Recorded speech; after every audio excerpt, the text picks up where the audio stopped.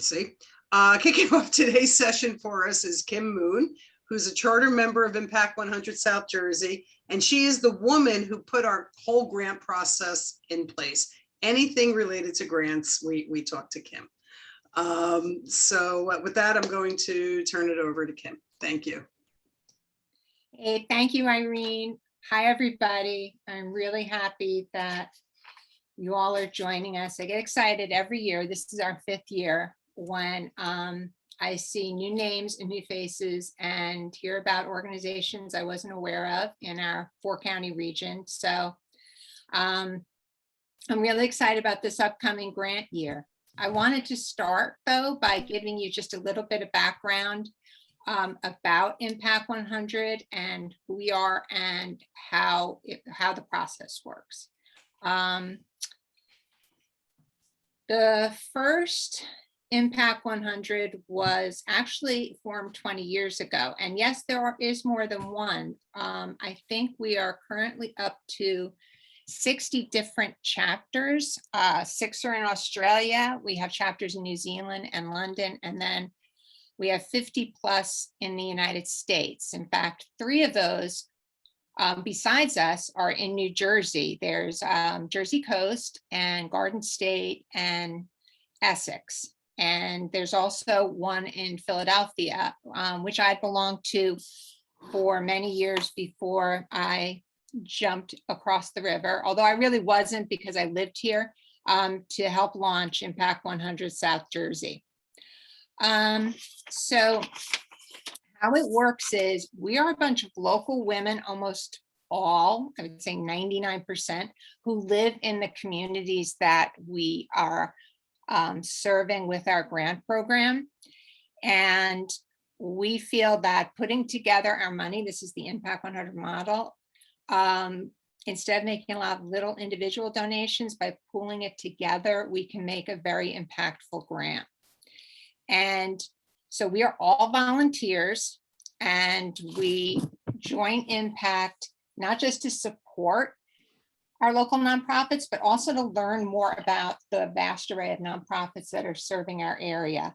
Every year we learn about new organizations, and we learn a lot about the populations they serve, and in turn learn a lot about the communities that are around us.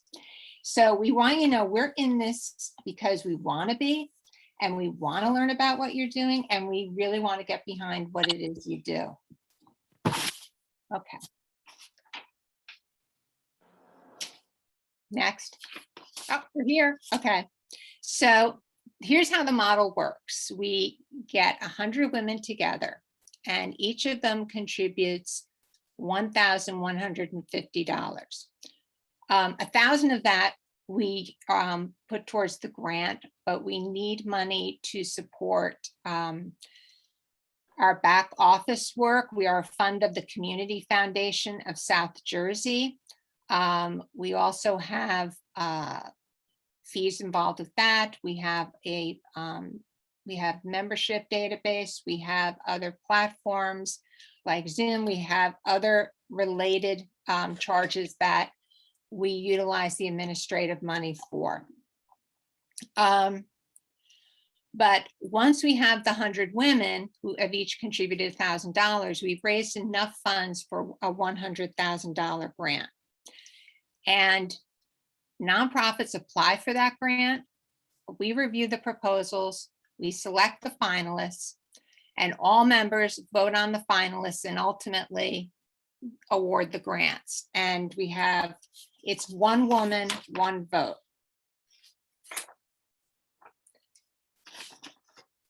So here's our grant process in a nutshell.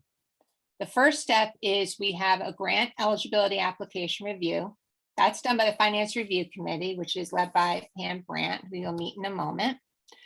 Then the second step is a proposal review, which is the full proposal for the project that you are seeking funds for.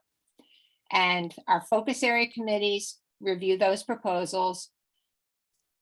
We select those proposals that we feel are the most ready for our grant, that we could see as finalists, that really rise to the top. We call that group our semifinalists, and we conduct site visits to them. We meet again after the site visits, we share info, and we vote for our finalists. Each focus area has one finalist, and we have 3 focus areas. And then, and this is next spring we're talking about now, each of the 3 finalists prepare a brief presentation that then goes to the entire membership. The membership votes, and then we announce the grant at our annual meeting, which is open to all our members. Not all members review the grant proposals. One of the aspects of Impact 100 that people really like is that they can get as involved as they want to be. Not everyone has the time to spend reviewing the proposals or planning events or serving on our other committees, but they really believe in what we do, and they want to make the donation that's going to help support the organizations in our community. And then that's why the presentations at the end are important. So they see the proposal, they see the presentation, they review all the information that we did, and then they can vote at our annual meeting. Oh, and that's going to be June 15th, 2022. And you can see our entire calendar of all the deadlines for these various steps. They're on our website.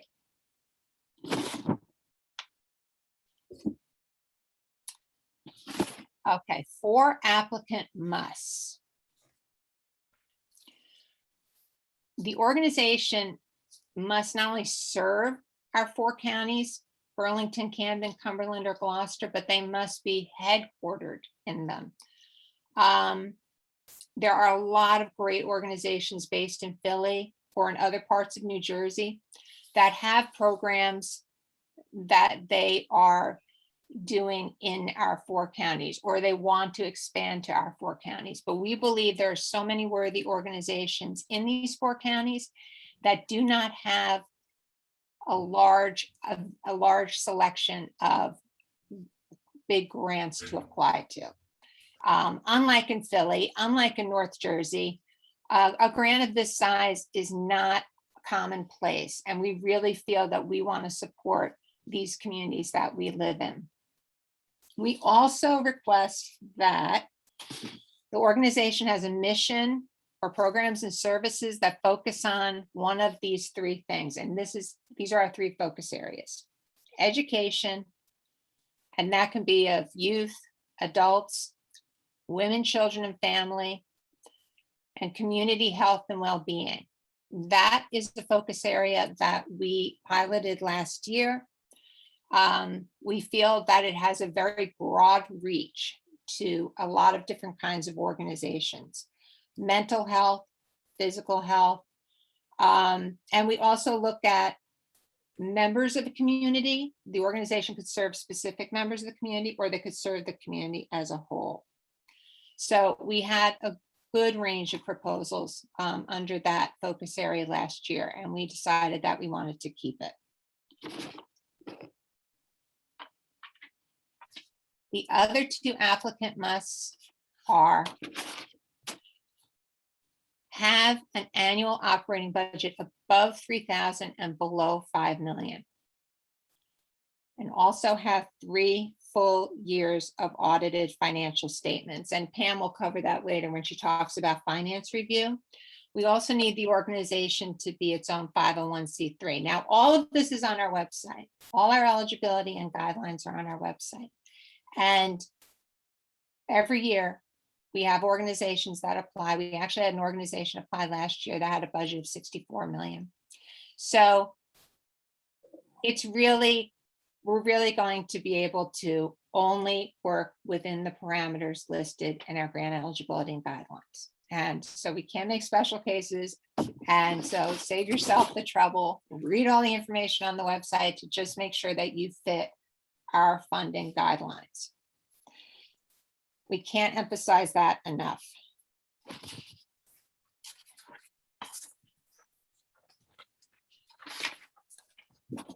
All right, so the $100,000 grant award that we give is for a core mission grant. And what we mean by that is we want to support an organization's plan for growth. We want to advance their mission by funding an impactful project. We want it to be able to deliver its services in a bigger and more meaningful way, and really have it reflect the root of what they do. Now, what core mission isn't is it's not operating support. It's for a project of significance, something that you're not currently doing, you wish you could, and this project ideally takes your organization to the next level where you hope you will be from where you are. And this project will be transformative for your organization, for the community you serve. It's going to change how you currently do things in some kind of meaningful way.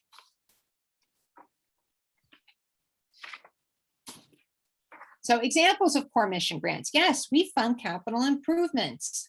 A lot of organizations are in old buildings that are falling apart, or they're not large enough to serve their growing population. They have empty parts of their facility they're not able to use because they need to go in and make it safe, or they need to go in and set it up for the kind of use that they need. So yes, capital improvements, fixing your space, that is an example. Madeline, how are you? Service expansion, expanding what you are currently doing into a new area, into a new community, increasing your organizational capacity. And that has a wide range of things that you could be doing. A new vehicle, new software, a consultant for a feasibility study, something that you want to train the staff in, a new program you want to implement, and you want to bring in some of the experts in the field. All of these things could be considered organizational capacity. Infrastructure. We really want to support infrastructure with this. And program development. What is a new way to achieve your mission that you want to take on, or that you haven't been able to get the funding for? And here's a couple of examples from previous grant proposals of core mission grants we've supported. Improving and expanding service delivery with addition of a special technology platform. This actually changed the whole way the organization operates. Fit out and develop new space with furniture and equipment that will double the amount of the clients served. And that was really important. They secured the building, no problem. They needed it to serve specific needs that they had, and we were able to help them with that. Restructuring a volunteer program in order to meet community demand. This was a huge overhaul of how they worked with clients, and this was something that we were able to help them with. Now that we've given you kind of an overview of our grant process, we're going to talk more about the actual steps involved that I mentioned earlier. And I want to introduce our new finance review chair, Pam Brandt.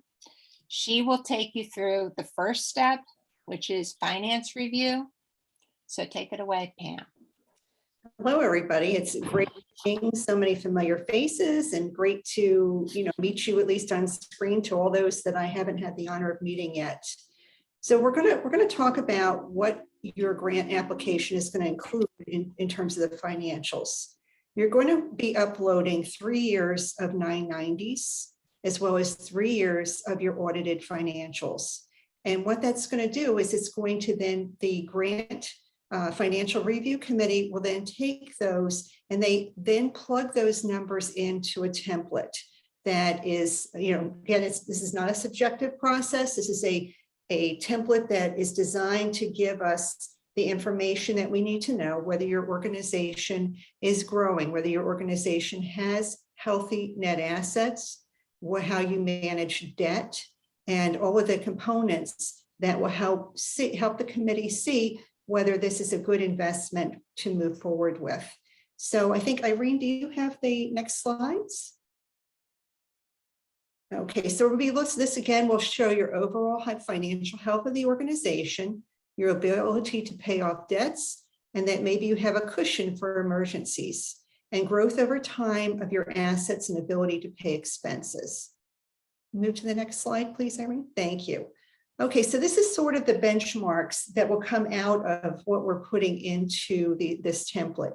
And we asked for 3 years because, let's face it, as nonprofits, not every year is a rosy year. And if you've had a year that wasn't so good, there's a couple more years to give us an overall feel as to what's going on with your organization. And I sit in the same shoes that you do. I run a nonprofit, and I've had some years that were very lean, but I plugged my numbers into this template, and that having the 3 years to sort of flesh that out is a great help. And nobody expects perfection every year. But some of the things that we'll be looking at is your current ratio of assets versus current liabilities. So you'll see that we want a minimum of 1 so that you're not overrun with liabilities, and that your increase in net assets, where your change in net assets compared to prior year net assets, is hopefully increasing. Hopefully it's greater than 3%. And you're going to see under the average 2020 grant year, there's some of the averages that we saw. So most folks are well exceeding what the minimum standard is. So this should not be a difficult benchmark for all of you to meet. And then you're going to go on to equity ratio, your total net assets versus your total assets. We know your net assets hopefully are your unrestricted net assets, and your total assets probably include things like office furniture, computers, things like that. So they want to see what that ratio is. And then we'll be looking at your debt ratio, your total liabilities versus your unrestricted net assets. And we want to make sure that that's in a good place, looking for less than 60%. That's our new mark for that. Most folks are coming in about 48%. And then your operating margin. We want to see an increase in your unrestricted net assets versus your total unrestricted net assets. Again, we want to look at about 0 for that. Most folks were at about 2%. And then finally, your unrestricted surplus debt ratio, total unrestricted net assets, total unrestricted revenue, hopefully greater than 0. Most folks were at about 90%. So the applicants were healthy. I would say my organization doesn't stack up to be as healthy, so I don't want you to be discouraged. And, again, there's going to be 3 years that are looked at. So, this is all stuff I call it balance sheet stuff, but it's on it's in your audit, and you get those things over, and we'll get those numbers plugged in and hopefully be able to move you on to the grant review process. Thank you, Pam. If you all go on our website right now, the application to submit your finances is already up, and you can submit that anytime between now and December 31st. And that application is the first round in our grant process, and all it is submitting your financial criteria and answering a few very basic questions. You do not have to discuss your project. You do not have to select a focus area to apply to. It's just submitting your financials to make sure you're eligible for our grant. And we call it the throwing your hat in the ring part of the application process.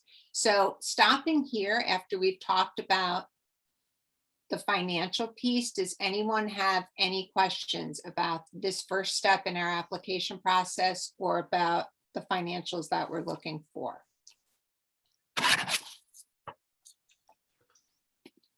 We have a couple of questions that came into the chat.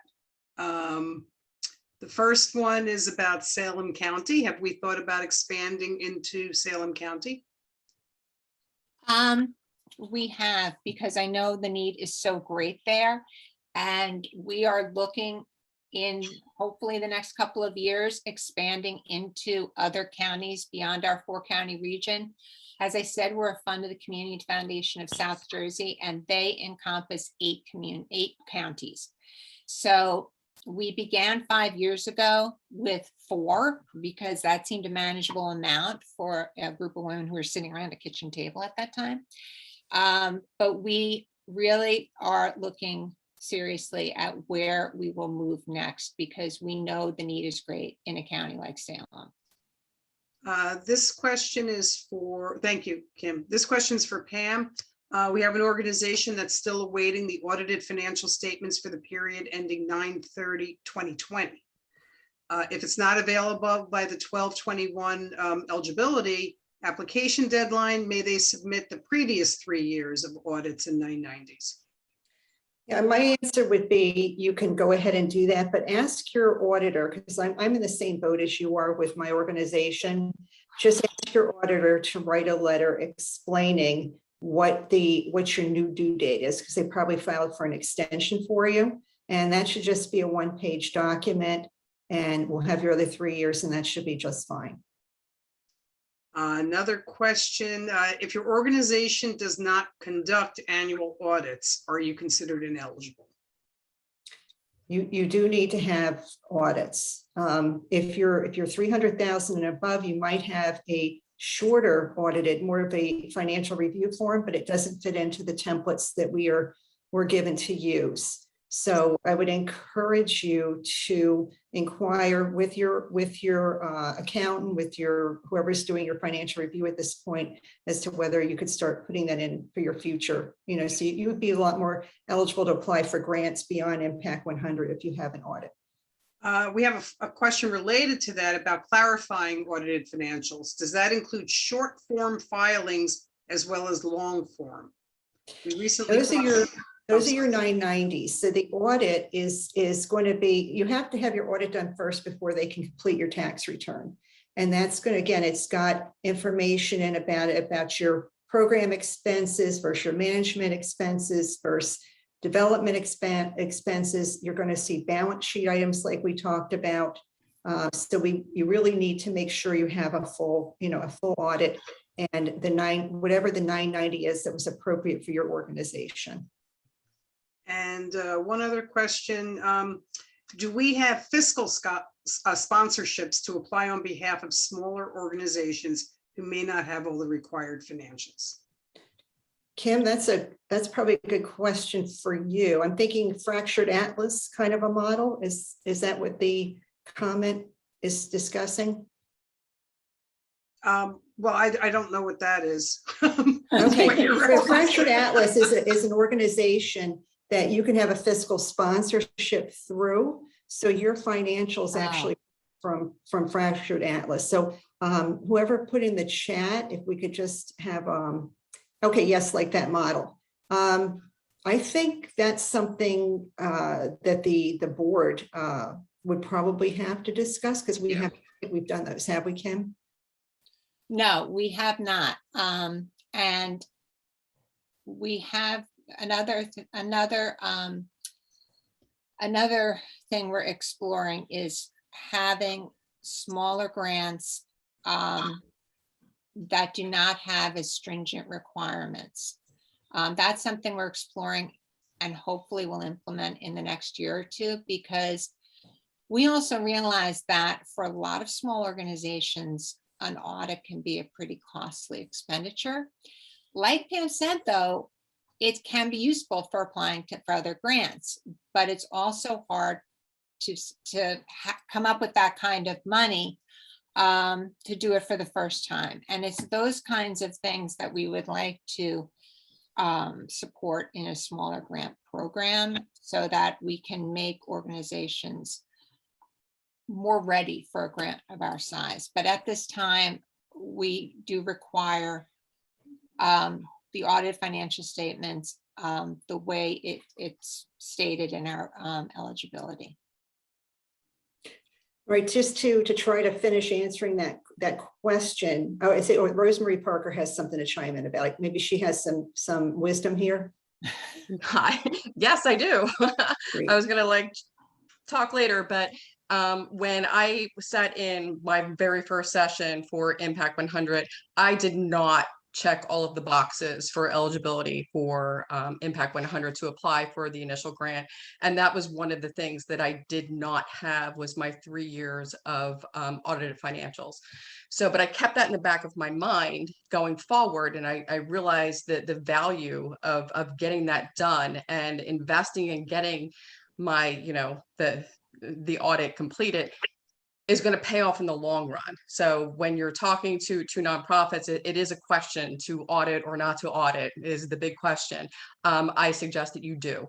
If you can invest in that now, it will pay off in the long run because we didn't have it. We didn't meet that criteria back in 2017, 2018, when we were initially looking to apply. So if you're sitting in on this call and you don't have it, look to the future. So keep Impact 100, you know, in your radar and get your financials in order, get the audits done and get your program together. And, you know, in the future, we're still going to be here to do that. So it's really important to get that done. So you might not be in the running for 2022, but you could be for 2023, 2024, 2025. So Thank you, Rosemary. keep it on the radar. Yes. And but just- Rosemary will be speaking a little more later, but I just wanted to tell you that who she is. She's the Executive Director of Family Promise of Southwest New Jersey. The first year she applied for our grant was 2020, and she was one of our finalists. And then this year, 2021, she was awarded the $100,000 core mission grant. And I will also have to back up and say that our 2020 core mission grant went to an organization that also came to us in our first year and had not the audits done and other requirements needed. She applied finally in 2020. So I think that was 3 years after she first came to us, and she was awarded the $100,000 core mission grant. So to Rosemary's point, we are here. We are not going anywhere. So if the $100,000 is not in your immediate future, it could be in your longer future. And Pam, did you have anything else to add to what Rosemary? Yeah, I feel like we do need to have an answer for the person that put in the comment about the fractured atlas kind of a model, the fiscal sponsorship. And I think that's something, if I may, I'll put my email address in that she can send me her things, and then I can pass it on to the Impact 100 board for their consideration. Yeah, that would be helpful. That would be really helpful because that's something that we haven't considered fully before, but it's something that's worth discussing. Yeah, and I have encountered it before as a grant reviewer for other organizations, so I definitely know, you know, what that is, and we'd be happy if you want to send that. Let's see where they go to. I think it went direct. Let me just send it to everybody. Sorry about that. Anyway, if you want to, whoever typed that in there, if you just want to send me your information and I'll pass that along. There is one other question about if an organization, just confirming that if an organization received a general operating support award last year, they may still apply for a core mission grant in the 2022 cycle. And the answer is yes, which is what Rosemary just described actually for Family Promise.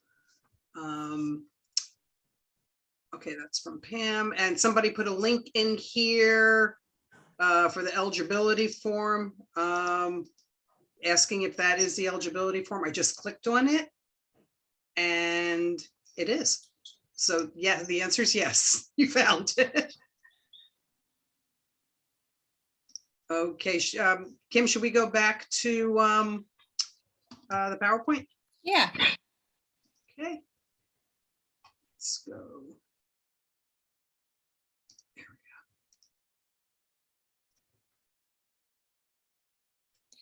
Okay, I'll start talking about the next step in our process. Once all the organizations undergo finance review, those applicants who meet the eligibility and the financial criteria will be invited to submit a project proposal. Our proposal is tweaked every year. Last year's proposal is on our website as an example. And you will have until December 31st to submit your grant eligibility application, which is the one with the financial criteria. And we will let you know if you have gone through, if you have met our financial criteria by January 25th. And when we do that, we will then invite you to submit a project proposal, and you will get a link to the application.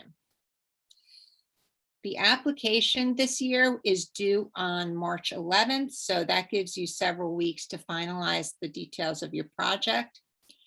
And once submitted, these proposals will be distributed by the focus area, by focus area. So every proposal under a certain focus area is reviewed by a committee that is reviewing just that focus area that signed up for that particular grant review committee. And I just want to back up a second and talk about when applicants will be notified of their status. That is also an important date because that is only a few weeks after we will know the total number of members that we have for the 2022 grant year. The number of members is what dictates the amount of money that's awarded. Now, our first 100 women, that's $100,000 core mission grant. Above that, if we have more than 100 women, then we have divided the excess amount above 100 into between the other two finalists as general operating support. So year one, we had 74 members. We awarded one grant of $74,000. Year two, we had 155. So we awarded one $100,000 grant. The other two finalists split the $55,000. Our third year, we had 186 members. So we awarded one $100,000 grant. And then the other two finalists split the 86. And then last year we had 200 members. And we felt that if we awarded two $100,000 grants, then the third finalist would not be awarded anything. So we did split that into one $100,000 grant and two $50,000 grants. This year, exciting news, the board just voted if we have 205 members or more, we will be awarding two $100,000 grants to the two finalists. Those finalists will be the two that have received the most votes from our members. So stay tuned. Our big reveal is January 5th. That's the event that we have where we announce publicly how many members we have and how much money we will be awarding in grants. Okay, so now you can go to the next slide, Irene. I just wanted to slide that information in because it's kind of important. All right, so the proposals are reviewed by each focus area committee. And then the proposal applicants will be contacted as to whether we are requesting a site visit.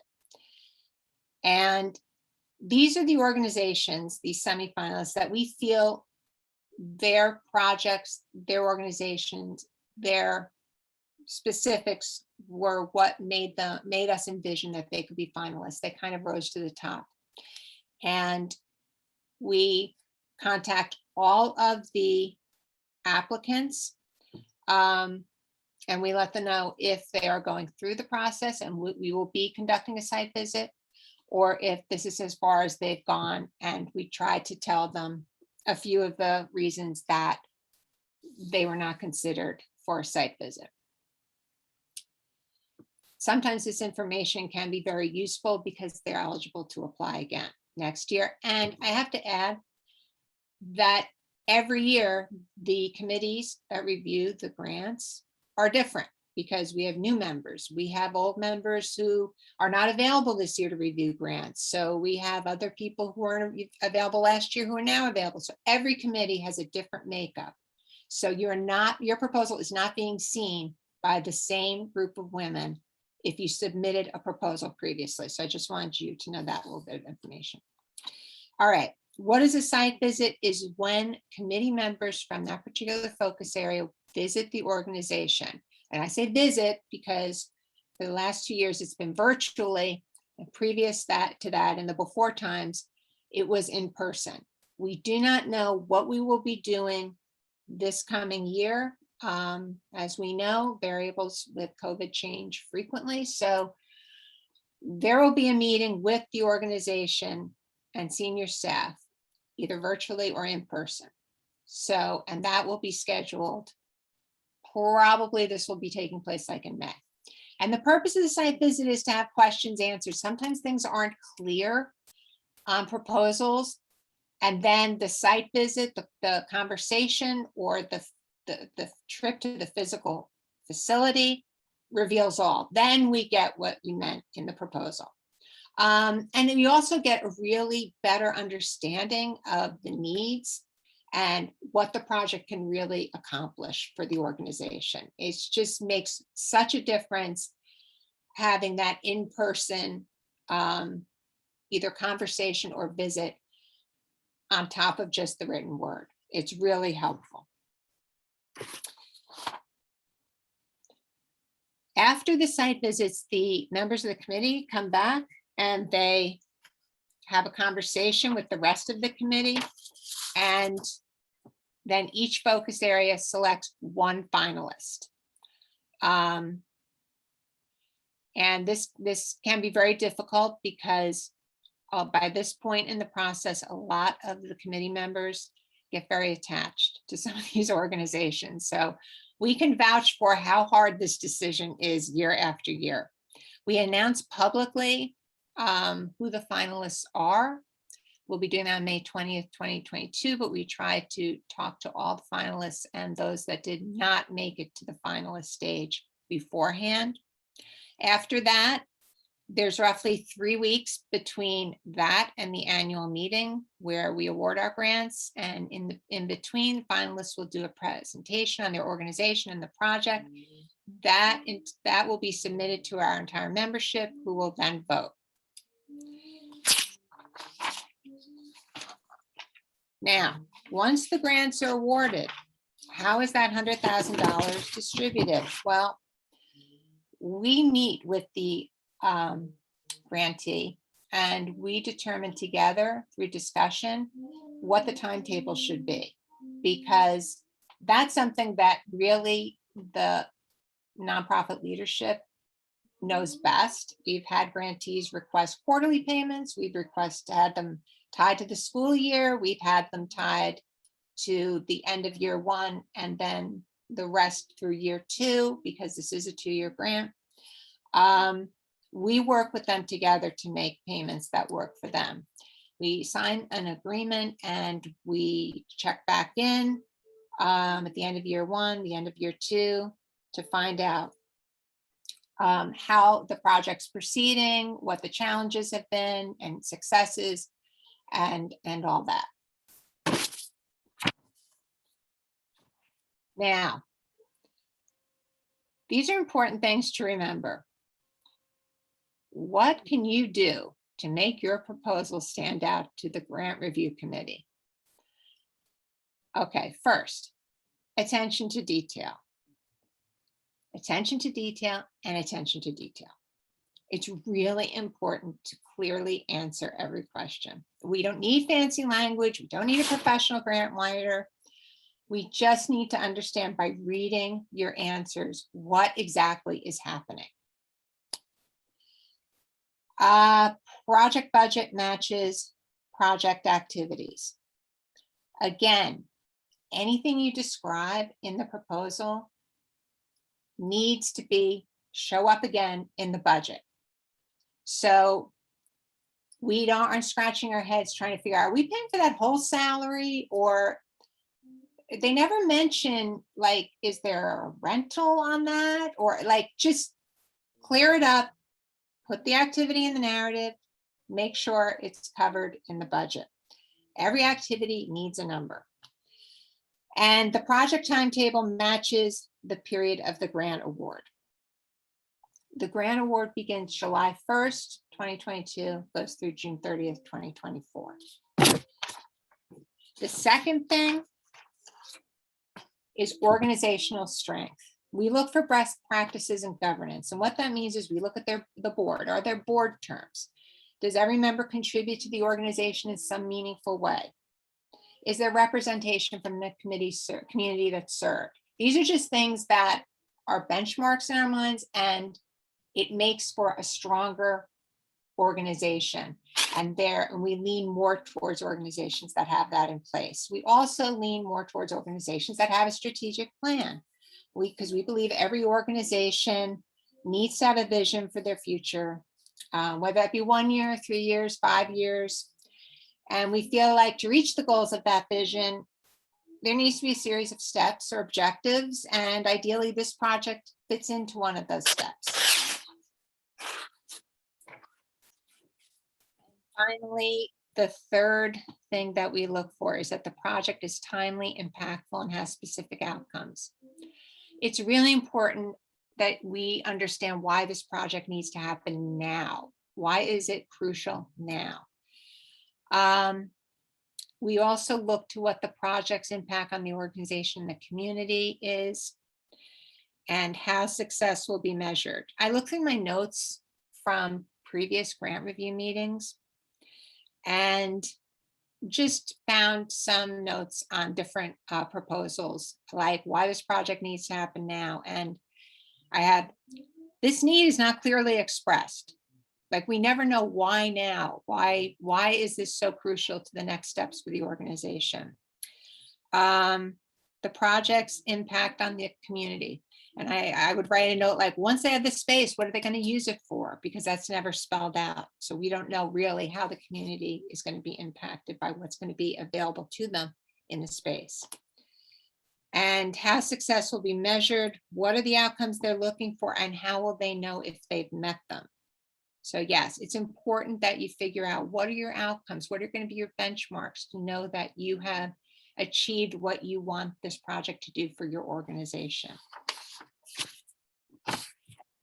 And then just to wrap up the PowerPoint, helpful info to keep in mind, we are all volunteers and we are doing the best we can.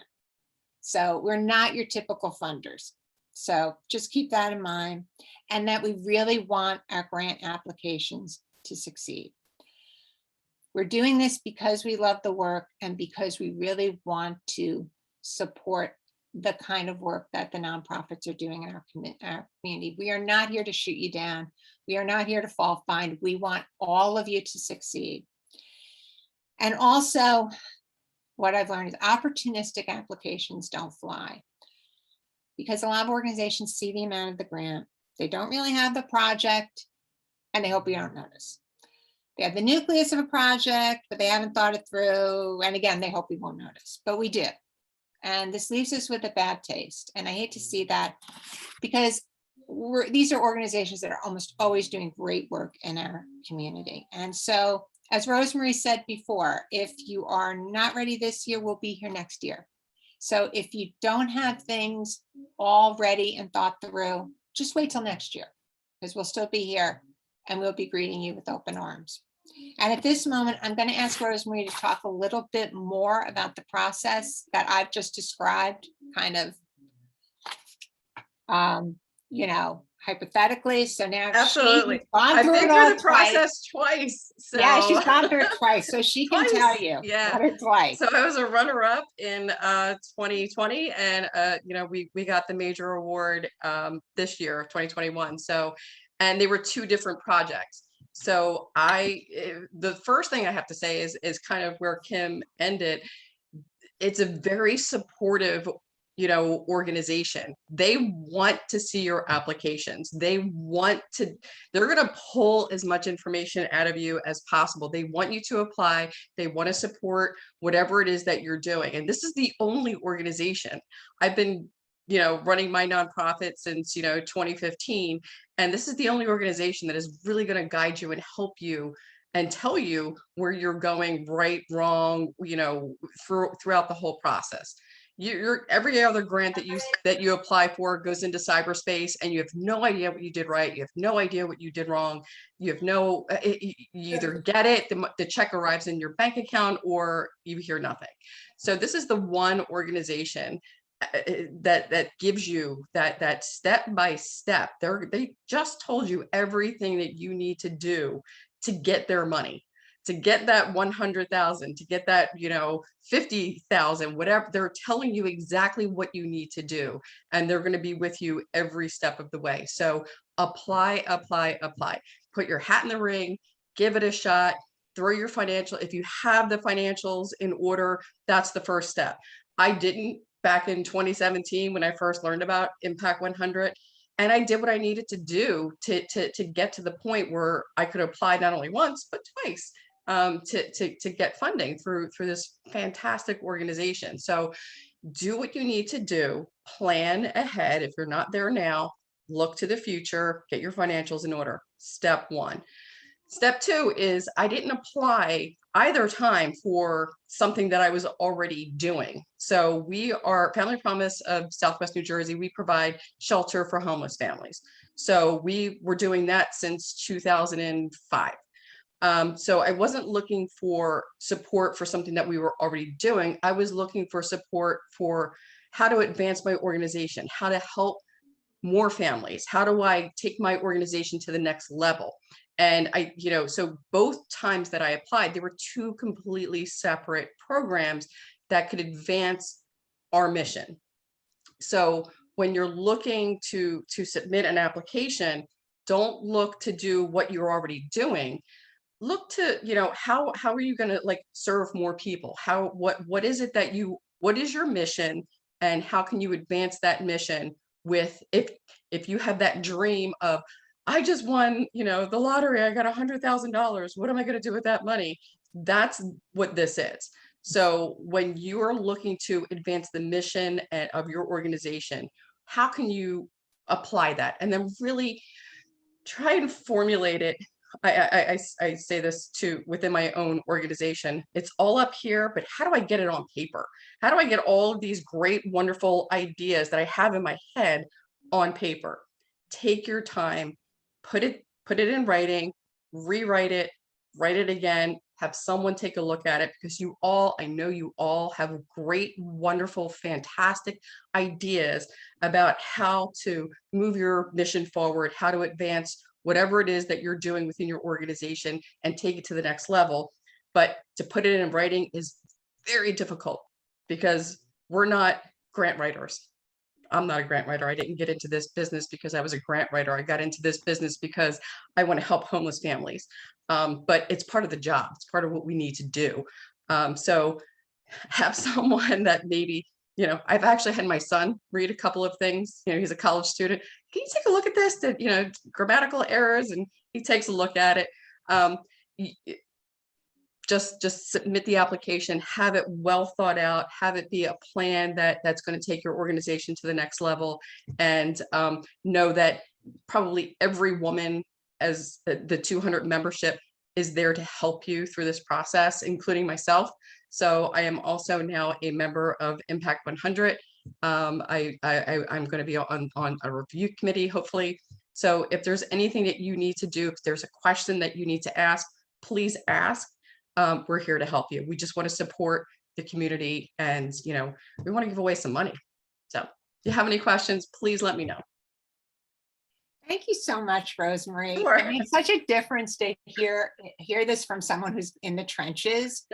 But I see there's questions in the chat. Irene, can you help us out here? And yes, I can. So one of the questions is, does Impact 100 provide referrals to grant writers and/or consultants to help position nonprofits for success in the application process, especially those nonprofits led by and service historically disadvantaged communities? And we don't right now. Kim, I don't know if you want to expand on that. I'm going back to, well, there's a couple things. I'm going back to, we're all volunteers and we don't have the capability of being the resource that we would like to be. However, that said, there are organizations in the area that do grant writing courses. Nonprofit Center at LaSalle, I know, does it. There's a lot on YouTube. I know it's not the same as giving a referral to an actual grant writer. But like Rosemary said, you don't need to be a grant writer. You just need to. Just right from the heart. I mean, really, literally, you know your program, you know what it is that you want to do. Literally, just right from your heart and make sure it is grammatically correct and that it reads well and that it makes sense. Because I have someone that just joined my board who is an excellent writer, and she, helped me write a couple of different things, and I'm like, what? Like, from a common sense standpoint, I did not understand what she was so perfect in like her grant writing, but I couldn't understand it from, you're writing to normal everyday people, normal business people, normal women. We want to hear it. We want to feel what it is that your project is trying to do.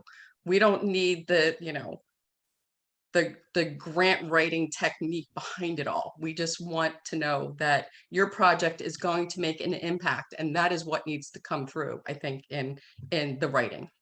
To piggyback off of what Rosemary just said, having been on this committee for a few years, it's a wonderful idea because you guys are so steeped in your organizations. It's a wonderful idea to ask somebody outside of it to read the grant.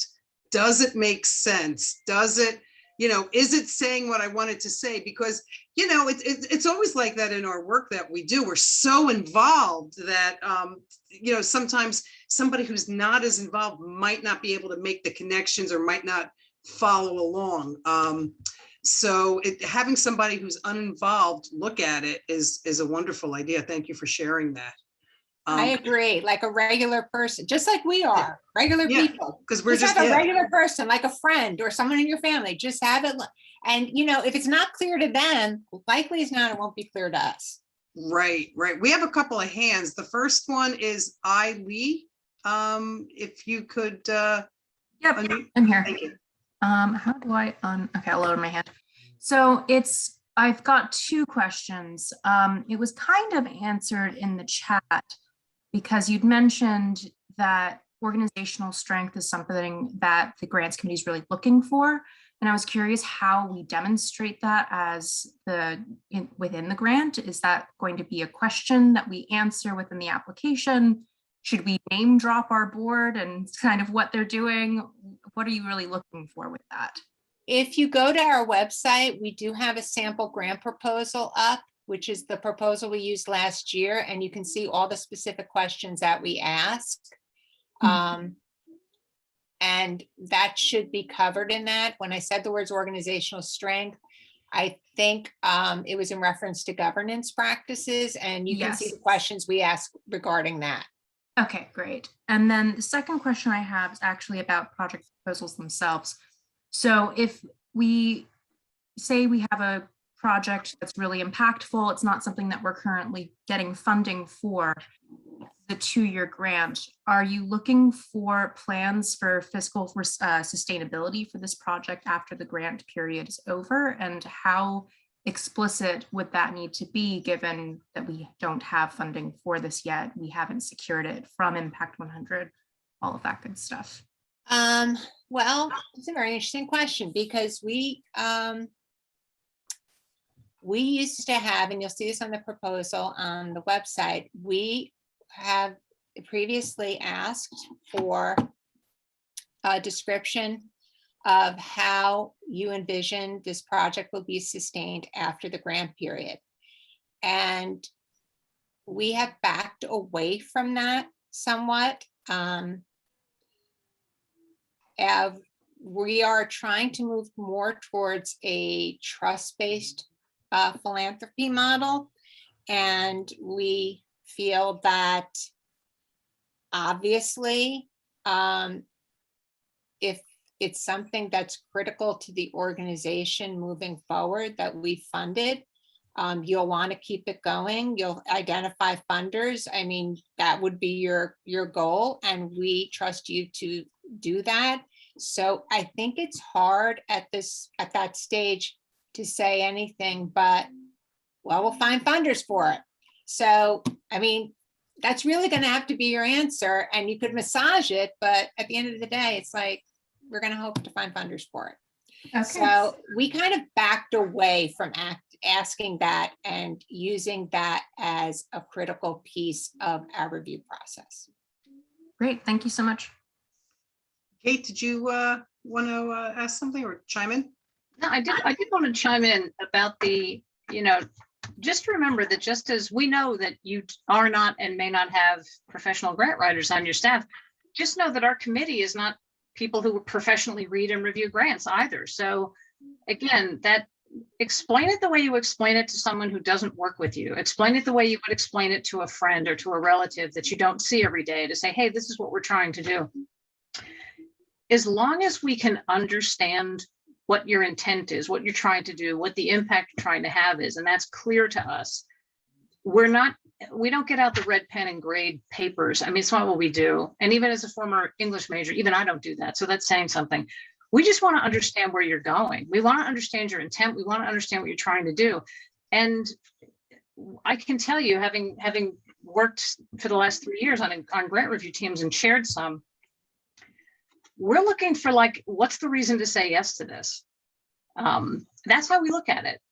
And a good outcome after the first meeting, when we look at all the applications that came through, is that we don't have too many few than we started with. That's a good problem to have. It means that we have a lot more that we want to learn and a lot more that we want to talk to you about. And that's how the site visits can become really, and Kim's right, a site visit, no matter what you thought you knew, something is a big light bulb and an aha moment in a site visit. And I also think it's important for you as organizations in those site visits to learn more about us and use us in that meeting as well. The ones that I think have been the most helpful to us as a committee have been when we get the questions too from you and your organization. So they're not this inspection where we march in and, we kick the tires and everybody puts on their nicer clothes and we all, you get out the good snacks. I mean, it's a meeting where it's a really good dialogue, and that's what we're looking for. And just remember, these are women who want to do something great together and want to find the best place to do that. So it's all about people understanding each other. And if you worry less about, does it look like a grant writer did it? I mean, yeah, you want to show some care. If you look at the format for the application, that's really what we're looking for. So if you can thoughtfully answer the questions and provide the information we're looking for and help us dimension what you're doing the right thing. And worrying about it beyond that probably isn't worth it. To be perfectly honest, we're amateurs too. We're just trying to figure out where can we do the most good with our members' money. That's what we're trying to do. So don't be afraid of us. Just tell us a good story. I'm done. Thank you, Kate. And actually, your comments were echoed by a participant here today who's a grant writer on staff of a nonprofit. And she said exactly what you were saying. And also to focus, just make sure to answer every question and to make sure that the answers provided actually answer the questions. That was what she had put in the chat. So thank you for that. Yes, that's what I was trying to get across. All you have to do is answer the question. That's all. Are there more questions in the chat, or is that it? There are not right now. Does anyone have a question that has occurred to them while we've been talking and they want to get answered before we wrap up?